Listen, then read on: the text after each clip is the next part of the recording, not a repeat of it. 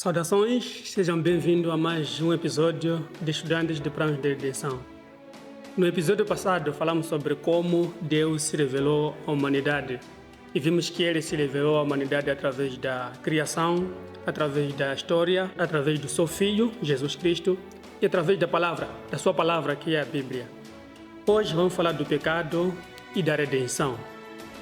Você já se perguntou qual é a diferença entre redenção e outros termos teológicos como salvação, santificação, glorificação, regeneração e muitos mais temas teológicos como esse? Bem, é disso que vamos tratar hoje. É disso que vamos olhar no sentido de expressar e especificar como esses temas teológicos se diferem da redenção. Mas para hoje, vamos olhar mais no pecado e na necessidade de redenção e definir mais o que é redenção e por que é que nós temos que ser redimidos. Obrigado. Continue até o fim desse vídeo.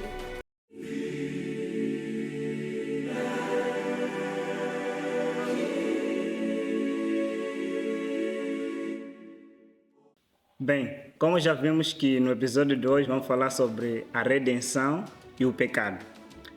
O que é o pecado? A definição de pecado pode se achar na Bíblia. A primeira menção da palavra pecado vem do livro de Gênesis, capítulo 4, no versículo 7. E na língua hebraica, a palavra pecado é hamatá, e no grego temos a palavra hamartia. E a ideia que essas palavras trazem é de que ele descreve uma falha, ou uma falha de você atingir um objetivo. Então, o que é o pecado? Numa perspectiva bíblica, podemos definir o pecado como a falha de se conformar a leis morais de Deus. Podemos ver um exemplo onde Adão ele quebrou a lei de Deus no Jardim do Éden. E também vimos que Caim ele também quebra a lei de Deus. E agora queremos mais entender de que maneira que o pecado veio ao mundo. Quando nós formos a ver na história de Gênesis, no capítulo 3, nós vimos que o pecado ele surgiu através de Adão e Eva quando eles desobedeceram à lei de Deus, quando eles comeram da fruta do conhecimento do bem e do mal. E sendo Adão o representante de toda a humanidade, isso acabou afetar toda a humanidade. É por isso que nós nascemos com essa tendência de pecado em nós. Adão sendo representante de toda a humanidade, quando ele pecou, toda a humanidade foi contada como pecadores. E a coisa mais importante de que no livro de Salmos, capítulo 14, no versículo 3, nos diz que não há nenhum justo sequer na terra diante dos olhos de Deus. Isto é real, que todos nós somos pecadores. E o pecado não é somente limitado a ações. Também, algumas vezes, é cometido através de pensamentos e desejos, onde poderemos ver o orgulho, a mágoa e a lascívia. Agora, quais são as consequências do pecado? Resumi isto em 2 pontos. O primeiro ponto é a separação de homem com Deus. E o segundo ponto é a condenação eterna. Quando nós falamos sobre a separação do homem com Deus, vemos esse exemplo primeiramente no livro de Gênesis, quando Adão e Eva pecou contra Deus, eles foram tirados do Jardim do Éden. A comunhão que eles tinham com Deus foi afetada. Dali, para eles poderem se aproximar-se a Deus, eles precisavam de guardar a lei de Deus para que possam ter uma comunhão próxima a Deus.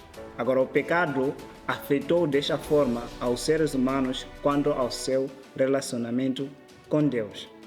E também, se nós formos a ler o livro de Isaías, capítulo 59, nos dá a entender que o pecado ele faz com que as nossas orações não possam ser ouvidas por Deus, ou Deus não possa responder às nossas orações. Eles afetam a nossa comunhão com Deus.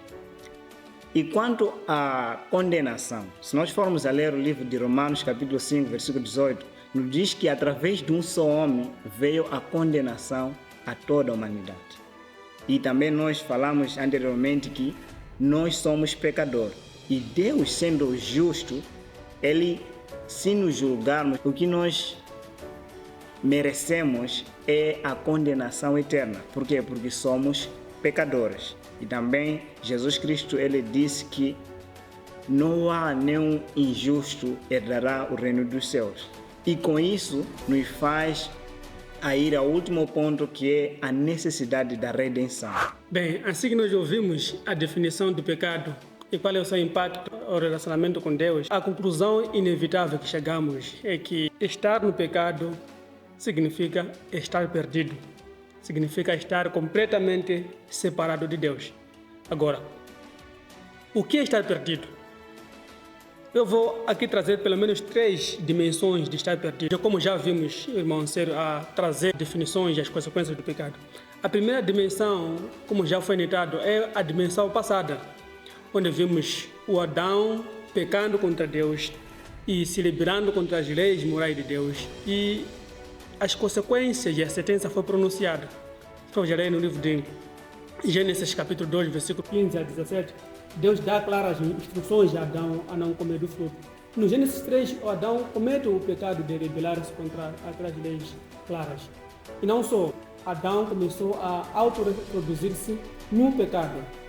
Então, por causa desta natureza pecaminosa de Adão no passado, começou a multiplicar os seus pecados aos seres humanos. Através desta dimensão passada de estar perdido, todo ser humano foi reproduzido e multiplicado no pecado, fora de Deus.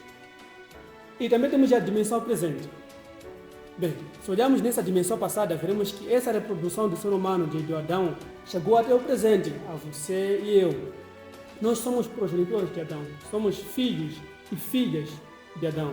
Neste caso, nesta área da nossa natureza, somos todos pecadores. E, sendo pecadores, ainda estamos perdidos. Não temos como reconciliarmos com Deus, não temos como termos a vida eterna. E a morte ainda está sobre o nosso prato. No livro de Hebreus, capítulo 9, versículo 27, nos diz que todo homem está destinado a morrer uma vez e depois de encarar a justiça. Então, vimos que nesta dimensão presente, assim como na dimensão passada, os homens foram morrendo até nós também vamos morrer. E a mesma sentença se aplica a nós. Estamos destinados a morrer uma vez e encarar a sentença. E não só a dimensão presente, também temos a dimensão futura, a eternidade. A Bíblia nos diz que todo ser humano é eterno. Depende de onde você passa a sua eternidade. A morte não é o fim do ser humano. A morte é uma transição de uma vida presente para uma vida futura.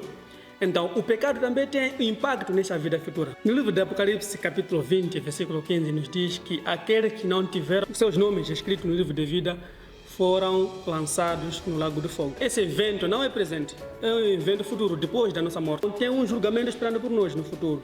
E sendo nós perdidos desde o passado, o presente e até lá no futuro, a Bíblia diz que quem não tiver o nome escrito nesse livro de vida será lançado no lago do fogo, onde será a morte eterna, a total separação do homem com Deus eternamente.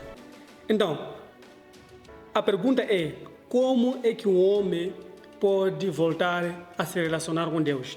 Como o homem pode deixar de estar perdido? Ou seja, como é que nós podemos encontrar nossos nomes neste livro de vida? Porque creio eu que ninguém quer ter nome fora do livro de vida, porque as consequências são trágicas. Então é onde vem a necessidade de nós sermos redimidos. Para nós podermos compreendermos muito bem o plano de Deus para com todos os tempos, que é o plano da redenção, primeiramente devemos entender o que é a redenção. Segundo o dicionário dá a definição de redenção em 3 pontos, que são a ação de comprar ou obter posse de algo em troca com um pagamento. O segundo ponto é a ação de comprar a liberdade de alguém. E o terceiro é a ação de salvar ou de ser salvo do pecado, do erro ou do mal. Como visto no dicionário, podemos dizer que a redenção é a recompra de algo. A palavra redenção tem origem latina, que é a junção de duas palavras, que a primeira palavra é de volta e a segunda palavra é comprar. Com isso obtemos a palavra comprar de volta. E teologicamente, redenção é aquilo que acontece com a alma de alguém no momento em que a pessoa é salva, no momento em que a pessoa coloca a sua fé em Cristo Jesus. Dissemos que o processo que aconteceu com a alma da tal pessoa é redenção, que ele foi redimido do pecado. A redenção nas Escrituras tem a ver com o pagar do preço do pecado. E quando Adão ele escolheu pecar, ele rompeu a comunhão com Deus e encontrou-se na escravidão do pecado. A consequência do pecar ou de desobedecer seria a morte. Essa morte não apenas refere-se da morte física, também isso inclui a separação do homem com Deus. Ou seja, o homem ficou separado espiritualmente na comunhão com Deus. A morte de Jesus Cristo, ela ilustra bastantemente o pagamento do preço da nossa redenção ou do nosso resgate do pecado. Porque Cristo, ele derramou o seu sangue que serviu como o preço da nossa redenção ou do nosso resgate através da sua morte. 1 de Pedro, capítulo 1, dos versos 18 a 19, diz que, sabendo que não foi com coisas corruptíveis, como prata ou ouro, que fostes resgatados da vossa vã maneira de viver, que por tradição recebeste dos vossos pais, mas com precioso sangue, como de um cordeiro, sem defeito, sem mancha, o sangue de Cristo. Quem precisa da redenção? Todos precisamos da redenção, porque somos todos pecadores, assim como diz a Escritura no livro de Romanos 3:23, que todos pecaram e destituídos estão da glória de Deus. Quais são os benefícios de ser redimido? Os benefícios da redenção incluem as seguintes coisas. Primeiro, vida eterna. Segundo, perdão dos pecados. Justiça, libertação da maldição, adoção na família de Deus, libertação da escravidão do pecado, paz com Deus e a habitação do Espírito Santo. Com isso, concluímos que ser redimido significa ser perdoado, santo, justificado, livre, adotado e reconciliado. De onde vem a redenção e qual é o propósito da redenção? E com isso, vimos que o processo da redenção não vem da humanidade, ele é o plano de Deus. Já foi planejado de Deus antes da fundação do mundo. Apocalipse, capítulo 3, versículo 8, ele diz que todos o adorar, aqueles cujos nomes não estão escritos no livro da vida do Cordeiro que foi morto. No versículo 8 diz que todos os habitantes da terra a adoraram. Aqueles cujos seus nomes não estão escritos no livro da vida do Cordeiro que foi morto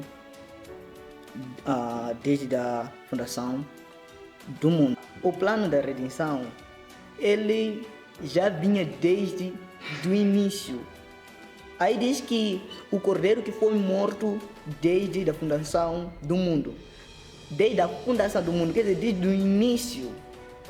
Então, o plano da redenção é algo que Deus ele já planejou. 1 de Pedro, capítulo 1, 18 a 20, que diz que, sabendo que não foi com coisas perecíveis, como prata ou ouro, que foste resgatado da vossa maneira fútil de viver, recebida por tradição dos vossos pais, mas fostes resgatados pelo precioso sangue, como de um cordeiro sem defeito e sem mancha, o sangue de Cristo, conhecido já antes da fundação do mundo, mas manifestado do fim dos tempos em vosso favor. E no versículo 20 diz que conhecido já antes da fundação do mundo. Antes da fundação do mundo. Deus ele é conhecedor de todas as coisas. Ele sabe nada que está escondido. Deus ele não está limitado como um homem. Deus ele já sabia que o homem poderia pecar, poderia desobedecer a ele. Fez esse plano para redimir o homem desse pecado. A redenção não vem da humanidade, vem de Deus. A coisa é, ele não vem das nossas obras. Por que digo isso? A Bíblia aqui está bem clara, dizendo que não foi com coisas perecíveis, algo de prata ou ouro, né? Ou também por aí, no final, o último verso diz: recebida por tradição dos vossos pais. Qual é o propósito da redenção? O propósito da redenção, no livro de Romanos 5, 12, isso já diz que também por causa de um homem, o pecado entrou no mundo, e através do pecado entrou a morte, e a morte afetou a todos os homens. E todos nós somos pecadores. E também, no mesmo livro de Romanos, ele também nos diz que através também de um homem, falando de Jesus, que todos nós somos justificados. O propósito da redenção é de redimir o homem do pecado através de Cristo. Crer nele. A redenção tem um propósito de redimir o homem do pecado e também das suas consequências. Romanos 6, versículo 23, diz: o resultado do pecado é a morte. Certo? Essa aqui é a consequência do pecado. A morte eterna. Estamos falando de algo eterno, uma separação com Deus eternamente. A redenção, então, é de nos redimir dessa consequência do pecado e da morte. Muito obrigado. E com mais detalhes sobre isso, traremos no próximo episódio. Falaremos mais detalhes sobre as escrituras desde do princípio de estar falando de Gênesis até mais além. Estaremos a trazer mais detalhes. E para com isso, espero de vossos comentários. Sabe, eu quero que vocês comentem alguma coisa, né? Só peço a vocês que possam comentar lá nos nossos vídeos, diga alguma coisa, uma questão, e se tem alguma coisa também a sugerir, deixa aí seu comentário e estaremos juntos e interagirmos, e até mais. Fica abençoado.